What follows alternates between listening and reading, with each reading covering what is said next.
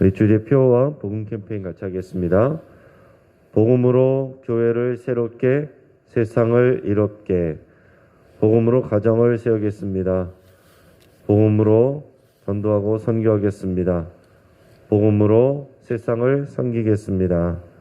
아멘. 우리 묵상 말씀 로마서 8장 19절 우리 세 번 같이 하겠습니다. 피조물이 고대하는 바는 하나님의 아들들이 나타난 것이니, 피조물이 고대하는 바는 하나님의 아들들이 나타나는 것이니, 피조물이 고대하는 바는 하나님의 아들들이 나타나는 것이니. 아멘. 오늘 하나님께서 우리에게 주시는 말씀은 레위기 17장 1절에서 16절까지의 말씀입니다. 자, 오늘 본문을 통해서 생명의 피라는 제목으로 말씀의 은혜를 같이 나누겠습니다. 자, 이 레위기 말씀은 11장에서 15장까지 정결법에 대해서 다뤘습니다. 그리고 16장에 이 대속제일 규례가 나왔고, 그리고 오늘 읽는 이 17장부터 26장까지는 성결법에 대해서 다루고 있습니다. 자, 정결법과 성결법이 뭐가 다르냐? 이제 정결법이라고 말할 때는 제의적인 그런 정결에 대한 내용이고, 여기서 말하는 성결법이란 것은 생활 속에서 우리가 지켜야 될 그런 성결에 대한 그런 내용입니다. 자, 그러니까 16장의 대속제일 규례를 가운데 두고서 앞뒤로 이 제의적 정결과 생활 속의 성결에 대해서 지금 내용을 다루고 있는 것입니다. 제사를 통해서 죄의 오염을 씻어내는 것도 중요하지만, 그러나 평상시에 우리가 생활 속에서 성결하게 사는 것, 거룩하게 사는 것, 이것이 더 중요합니다. 사순절에 우리는 예수 그리스도의 십자가 죽음을 묵상을 합니다. 예수님의 십자가의 죽음은, 그리고 예수 그리스도의 거룩한 보혈의 능력은 단지 우리의 죄를 씻는 것으로 끝나는 것이 아니라 우리를 성결한 삶으로 초대하고 인도하는 것입니다. 오늘 말씀을 통해서 보는 것은 그 짐승을 잡을 때, 그래서 그 짐승을 먹기 위해서 잡게 되는 그런 상황들과 관련해서 하나님께서 이제 말씀을 주시고 있습니다. 또 우리가 육식을 하기 위해서 또 고기를 잡을 때, 그럴 때에도 이 하나님의 성결에 대해서 늘 생각하고 지켜야 된다라는 얘기입니다. 오늘 3절에서 6절까지 말씀을 우리 같이 읽겠습니다. 이스라엘 집의 모든 사람이 소나 어린 양이나 염소를 진영 안에서 잡든지 진영 밖에서 잡든지 먼저 회막문으로 끌고 가서 여호와의 성막 앞에서 여호와께 예물로 드리지 아니하는 자는 피 흘린 자로 여길 것이라. 그가 피를 흘렸은즉 자기 백성 중에서 끊어지리라.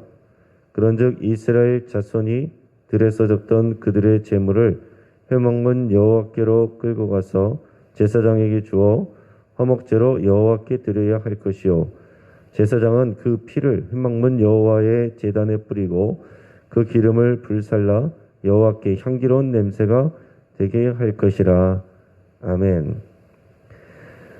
자, 오늘 본문은 이스라엘 백성들이 이제 먹기 위해서 이제 식용으로 가축을 도살할 때 규례를 다루고 있는데, 자, 백성들이 식용으로 소나 어린 양이나 염소와 같은 이런 가축을 도살을 할 때 이 백성들이 살고 있는 그 진영, 이 텐트들을 치고 있으니까 그것을 이제 진영이라고 말하는데, 그 진영 안에서나 진영 밖에서 잡아서는 안 된다라는 것을 말하고 있습니다. 오직 회막문 앞으로 끌고 와서 여호와의 성막 앞에서 잡아야 된다라는 것을 말씀하고 있어요. 자, 그래서 우리가 여기서 생각을 할 때, 그러면 이제 가축을 잡을 때 모든 가축, 우리가 정육을 위해서, 우리가 고기를 얻기 위해서 가축을 할 때마다 다 회막으로 가져오게 되면, 지금 여기 광야에서는 뭐 그럴 수 있겠지만은 나중에 가나안 땅으로 들어가게 되면 거기서는 각 지파별로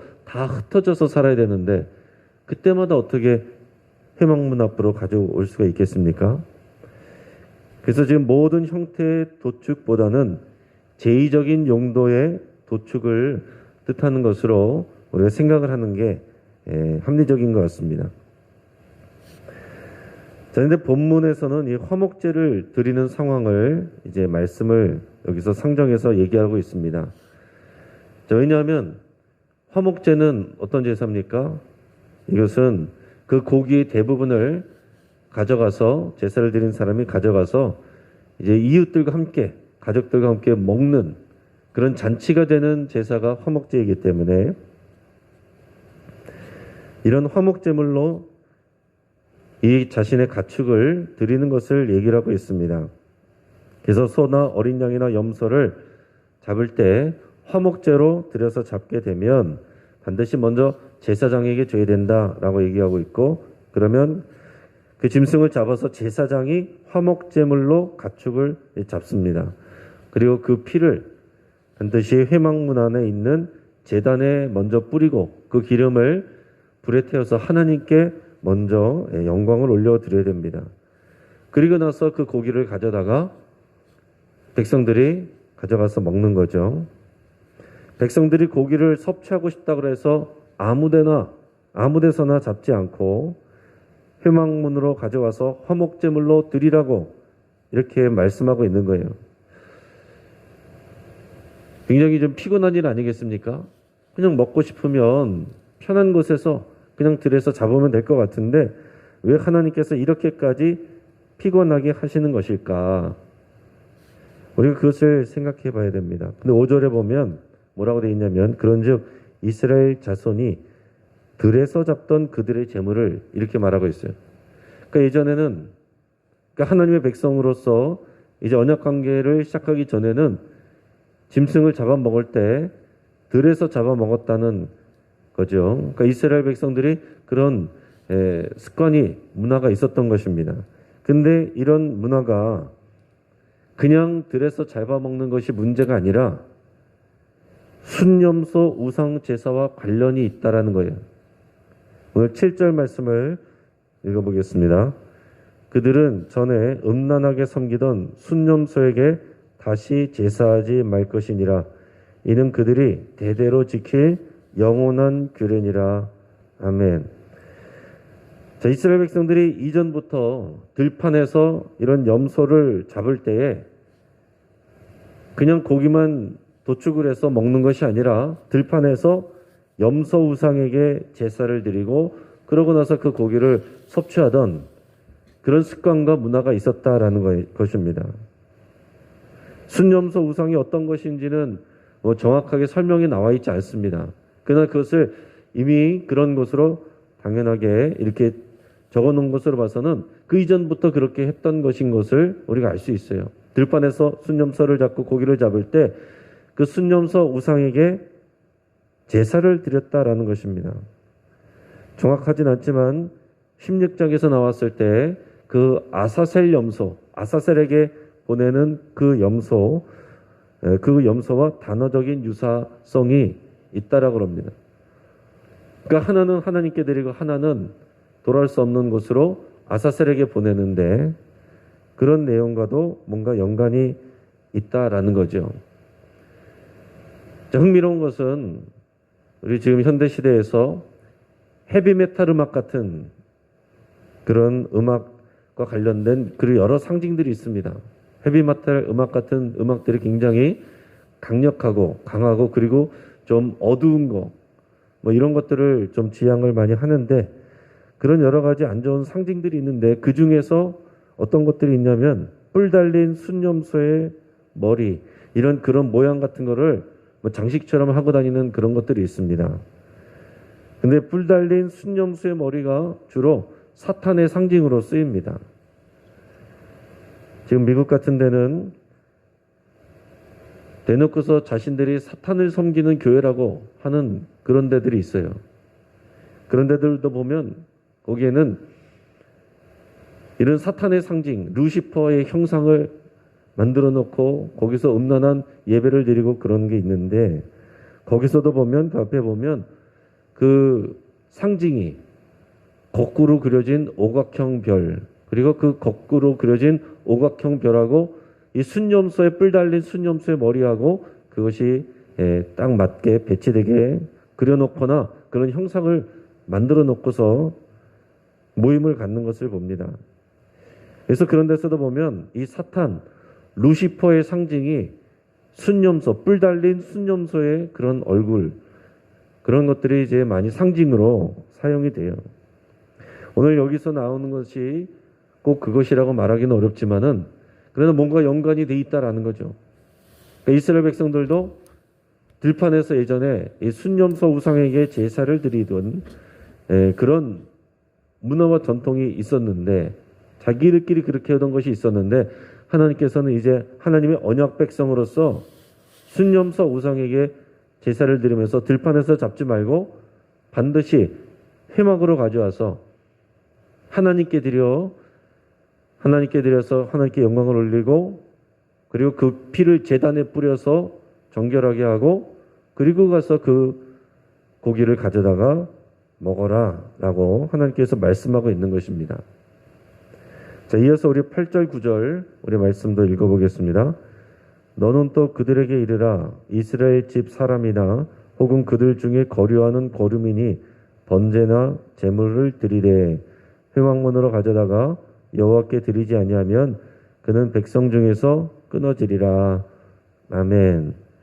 자, 번제를 드릴 때도 항상 아무 데서나 잡지 말고 회막문으로 가져다가 여호와께 드리라 라고 말하고 있습니다. 그러지 아니하면 너희가 끊어지리라. 끊어진다는 말은 이 하나님과의 언약 관계 안에서 끊어진다라는 강력한 말씀입니다. 그리고 이런 일을 할 때 이 규례는 이스라엘 백성분들뿐만이 아니라 그들 안에 거하게 되는 나그네와 외국인들, 이런 거류민들도 다 지켜야 되는 것이다 라고 말씀을 하고 있습니다. 자, 먼저 이 가축을 도살해서 먹게 될 때 먼저는 회막문으로 가져가서 하나님께 먼저 드리고 먹어라. 이게 첫 번째 규례였다면 두 번째는 그 짐승의 피와 함께 먹지 말라는 그런 내용을 하나님께서 주고 계십니다. 우리 10절에서 12절 같이 읽겠습니다. 이스라엘 집 사람이나 그들 중에 거류하는 거류민 중에 무슨 피든지 먹는 자가 있으면 내가 그 피를 먹는 그 사람에게는 내 얼굴을 대하여 그를 백성 중에서 끊으리니 육체의 생명은 피에 있음이라. 내가 이 피를 너에게 주어 제단에 뿌려 너희의 생명을 위하여 속죄하게 하였나니 생명이 피에 있으므로 피가 죄를 속하느니라. 그러므로 내가 이스라엘 자손에게 말하기를 너희 중에 아무도 피를 먹지 말며 너희 중에 거류하는 거류민이라도 피를 먹지 말라 하였나니. 아멘. 자, 이스라엘 백성이나 거류민일지라도 짐승의 피를 먹으면 안 된다. 고기를 먹을 때 그 짐승의 피와 같이 먹지 말라 이렇게 말씀을 하고 있습니다. 왜냐하면 그 피는 생명이고 하나님께 속한 것이기 때문이다 라는 거예요. 그래서 무슨 피든지 그것을 먹는 사람은 하나님께서 그 백성들 중에서 끊으시겠다 이렇게 말씀을 하고 있습니다.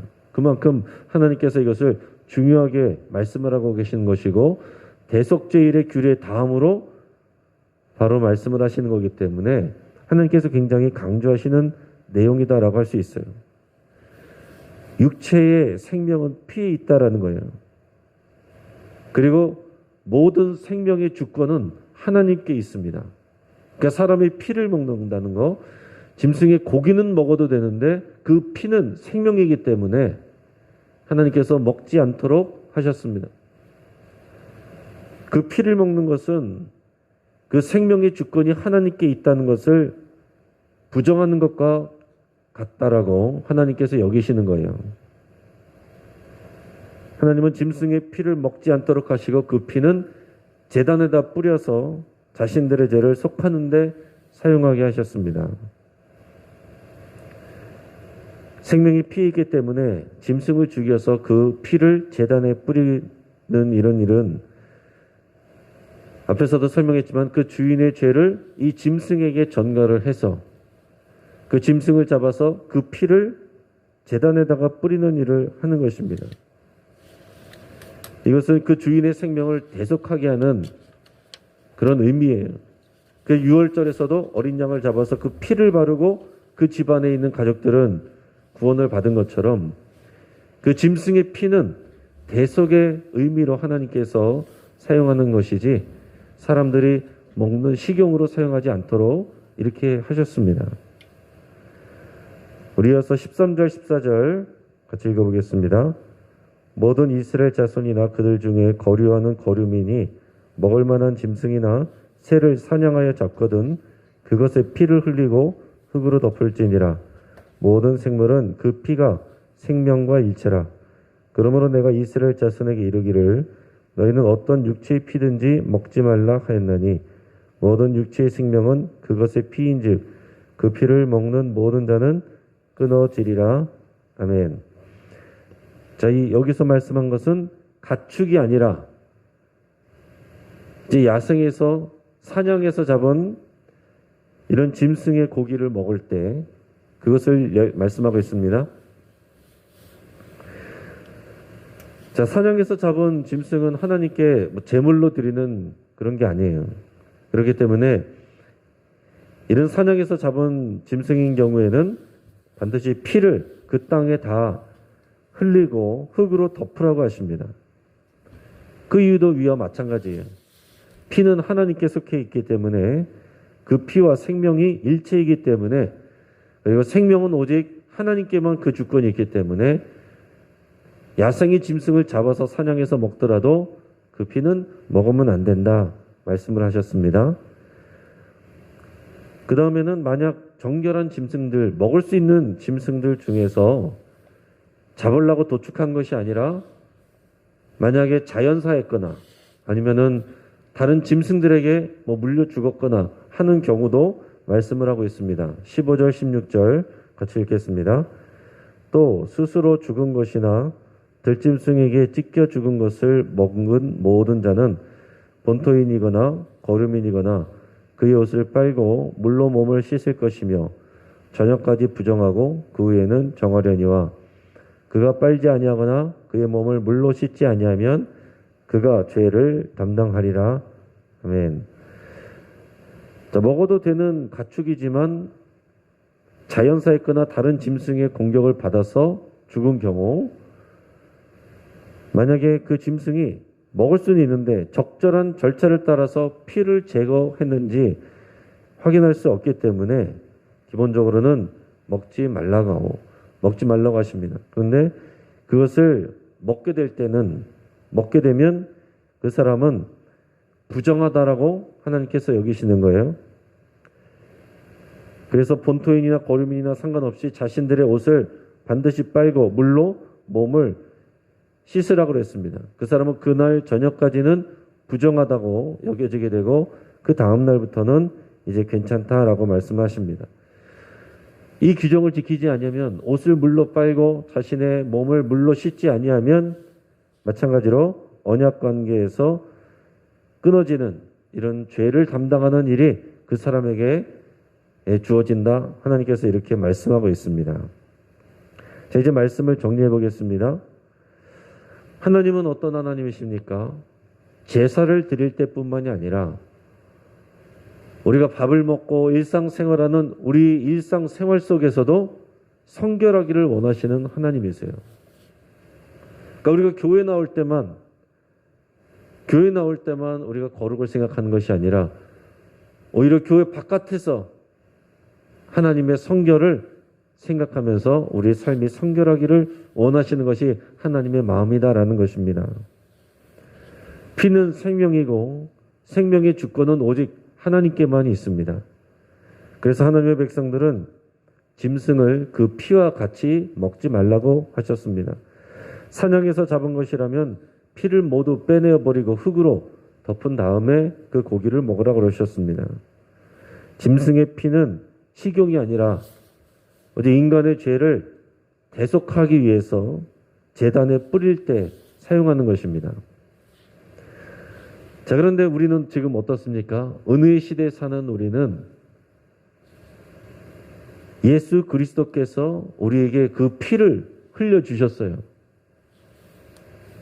그리고 예수님이 뭐라고 말씀하셨냐면 제자들과의 마지막 유월절 만찬 때 뭐라고 말씀하셨습니까?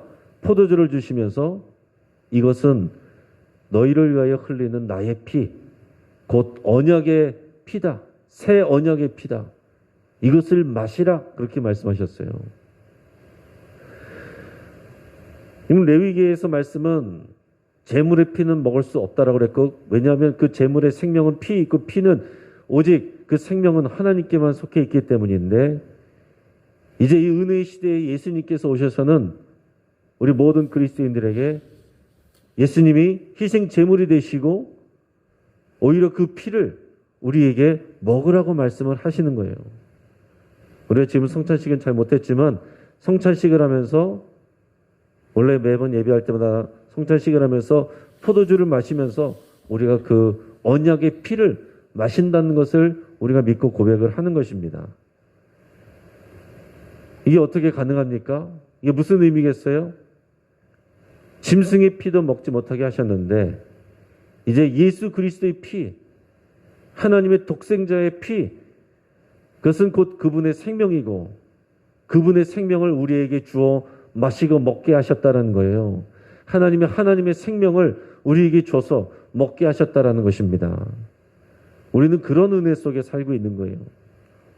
이 구약의 율법 아래서는 짐승의 피도 먹으면 안 됐고 그러면 부정해지고 오히려 언약 관계에서 끊어졌는데 이제 은의 시대에 사는 우리는 하나님께서 그 아들의 독생자의 생명을 내어주시고 그 피를 우리에게 먹게 하셨다라는 얘기입니다. 이것은 하나님께서 하나님 당신의 생명을 우리에게 주신 것과 같은 것입니다. 여러분, 그렇다면 우리가 예수님의 피를 마신다는 것은 어떻게 하면 예수님의 피를 마시겠어요? 물론 우리가 예식에 이런 성찬식을 통해서 포도주를 마시면서 우리가 예수님의 피를 마신다라는 믿음을 고백하는 거예요. 우리 성령님께서 함께 하시기를 임재하시기를 구하고 이 성찬식을 대하면 우리가 예수 그리스도의 피를 마시는 것과 같은 능력과 생명이 우리에게 부어지는 것이 우리의 믿음의 고백입니다. 근데 예수의 피를 마신다, 예수의 피를 우리가 덮는다 이런 표현을 쓰는데 정확하게는 그 피의 능력을 믿는 것입니다. 예수님의 피의 능력을 믿는 거예요. 예수 그리스도의 피는 하나님의 생명이고 그 피를 우리에게 주어서 언약을 맺게 하셨고 새 언약의 피이고 그것을 마시게 하셨다는 것은 우리를 구원케 하시고 대속해 주시고 그리고 우리가 성결하게 살아갈 수 있도록 힘을 주시는 그 보혈의 공로와 능력이 우리에게 주어졌다는 것을 믿는 것입니다. 이 믿음을 가지고 살아가는 것이고 또 성찬식을 통해서 매번 그것을 우리가 기억하는 것이고 그리고 평상시에 기도할 때도 그런 기도를 하시면 좋습니다. 예수님의 피를 나에게 덮어주시고 그래서 나를 정결케 해주시고 내가 예수 그리스도의 피를 마십니다. 내 안에 모든 부정한 것들 더러운 것들을 깨끗게 하시고 그 피의 생명과 능력으로 살아가게 해주십시오. 여러분 그런 기도가 우리에게 유익한 기도가 되는 거예요. 오늘 이 가축의 피를 먹지 말라는 것에서 시작해서 우리에게 그 생명의 피 예수 그리스도의 보혈을 흘려주신 이 하나님의 은혜와 사랑을 이 사순절 기간에 더 깊이 묵상할 수 있기를 주의 이름으로 축복합니다. 이제 말씀을 붙잡고 함께 기도하겠습니다. 우리가 기도하며 결단할 때 우리 오히려 교회 밖에서 우리 모든 삶의 자리에서 우리가 하나님 앞에 성결한 삶을 살겠습니다. 그렇게 여러분 기도할 수 있기를 바랍니다. 우리가 말하거나 행동하거나 어떤 일을 할 때 하나님 앞에서 성결한 것을 우리가 지키고 우리 몸과 마음과 자세와 생각을 성결하게 하기로 여러분 그렇게 결단하시길 바랍니다. 우리 마음의 우상을 제거하고 오직 예수 그리스도만을 높이기를 결단하며 기도할 수 있길 바랍니다. 하나님께서는 이 순념서 우상에게 제사를 드려 고기를 먹지 말고 오직 하나님께 제사를 드리고 고기를 먹으라 그랬어요. 우리의 먹는 일들, 우리의 또 필요와 우리의 행복을 위한 일들도 오직 마음의 우상이 아니라 예수 그리스도만을 높이는 우리 삶의 중심이 되기를 여러분 그렇게 기도할 수 있길 바랍니다. 또 우리에게 예수 그리스도의 보혈과 그 안에 담긴 하나님의 생명을 내어주신 우리 하나님께 감사드릴 수 있길 바랍니다. 여러분 이 믿음의 감사가 차고 넘치도록 하는 것이 우리 신앙의 승리예요. 그 보혈의 생명을 이미 우리에게 주셨는데 그 보혈의 생명으로 인해서 우리가 감사함으로 충만할 때 우리 삶의 모든 문제들 이겨내지 못할 것이 없습니다.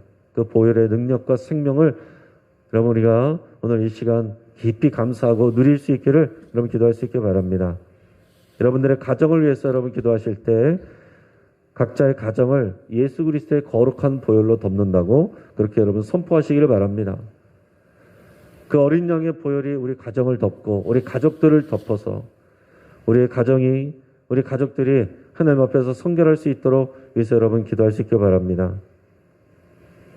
어린이집, 학교, 학원, 또 요양원, 요양병원에 코로나 확진이 그치고 하나님께서 주의 백성들을 지켜주시기를 위해서 함께 기도하겠습니다. 마지막으로 우리 살아가고 있는 이 강서구와 또 이 방화동 및 여러분이 살고 있는 이 거주지, 우리 사는 이 지역이 또 예수의 피로 덮어서 성결해지기를 여러분 그렇게 기도할 수 있길 바랍니다. 이 시간 주여 한번 부르짖고 합심해서 함께 기도하겠습니다. 주여